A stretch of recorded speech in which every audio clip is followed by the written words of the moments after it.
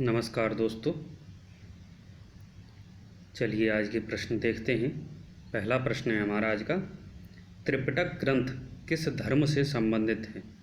Option A वैदिक धर्म, option B बौद्ध धर्म, ऑप्शन सी जैन धर्म, ऑप्शन डी शैव धर्म। तो इसका राइट आंसर है ऑप्शन बी बौद्ध धर्म। चलिए व्याख्या देखते हैं।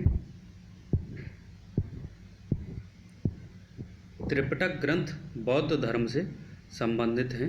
इनका बौद्ध साहित्य में महत्वपूर्ण स्थान है। इनकी संख्या 3 है: विनय पिटक, सुत्त पिटक और अभिधम्म पिटक। विनय पिटक में भिक्षुओं के आचरण संबंधी विचार हैं। सुत्त पिटक महात्मा बुद्ध के उपदेशों का संग्रह है और अभिधम्म पिटक बौद्ध दर्शन का विवेचन है। इनकी रचना महात्मा बुद्ध के निर्वाण प्राप्ति के बाद उनके शिष्यों द्वारा पाली भाषा में की गई थी। चलिए अगला प्रश्न देखते हैं। निम्नलिखित में से कौन सा एक हड़प्पा का बंदरगाह है? Option A Sikandariya, option B Lothal, option C Mahasthangarh, option D Nagapattinam. तो इसका राइट आंसर है ऑप्शन बी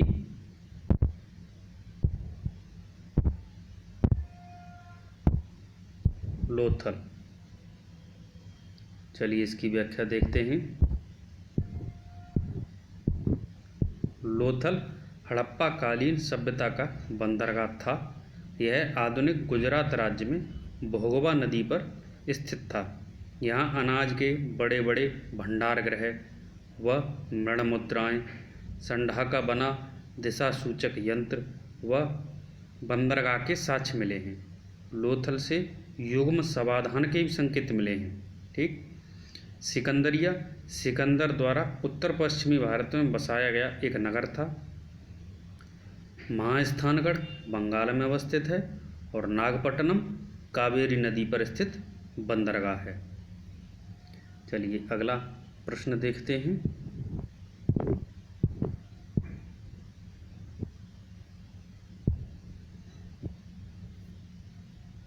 प्रश्न तीसरा है हमारा, गुप्त सम्राट जिसने हूणों को पराजित किया था। Option A Samudragupta, option B Chandragupta द्वितीय, option C Skandagupta, option D Ramagupta. तो इसका राइट आंसर है ऑप्शन सी स्कंदगुप्त। चलिए इसकी व्याख्या देखते हैं।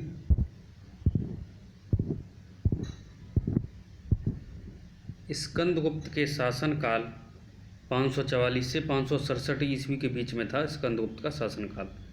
तो इसके शासनकाल में गुप्त साम्राज्य पर हूणों का आक्रमण हुआ, जिसका विवरण तत्कालीन साहित्यिक स्रोतों व भीतरी स्तंभ लेख में स्पष्टता से मिलता है। भीतरी स्तंभ लेख स्कंदगुप्त का भीतरी स्तंभ लेख है। जूनागढ़ अभिलेख में हूणों पर स्कंदगुप्त की सफलता का गुणगान मिलता है। रुद्रदामन का जो जूनागढ़ अभिलेख है उसमें भी ये बात मिलती है।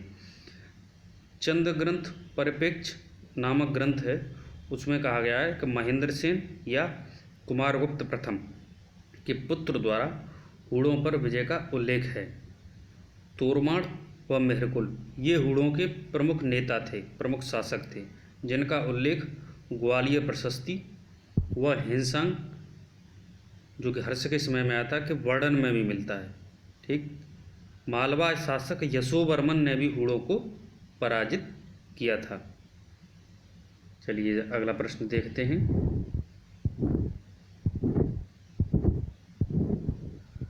अगला प्रश्न है प्रश्न चौथा, कलहड़ की पुस्तक का नाम क्या है?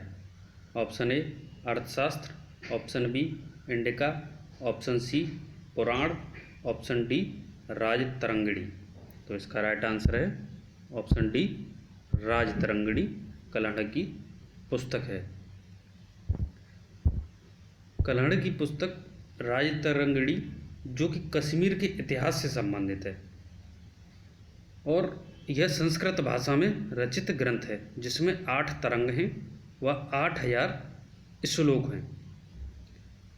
पुस्तक में निष्पक्ष इतिहास का क्रमबद्ध ढंग से विवरण दिया गया है। इसमें राजनीति के अलावा नैतिकता, सदाचार पर भी प्रकाश डाला गया है कलहड़ द्वारा। अर्थशास्त्र के रचयिता कौटिल्य, यानी अर्थशास्त्र किसकी किताब है?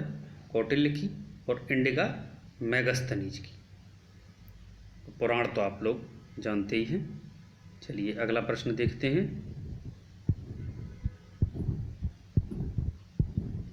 अगला प्रश्न है 5वां। किस अभिलेख में रुद्रदामन प्रथम की विभिन्न उपलब्धियां वर्णित हैं? Option A Junagadh, option B Bhitari, option B Nashik, option D Sanchi. तो अभी मैंने बताया था पिछले क्वेश्चन में कि रुद्रदामन का जूनागढ़ अभिलेख है, तो इसका राइट आंसर है ऑप्शन ए जूनागढ़। चलिए इसकी भी व्याख्या देखते हैं।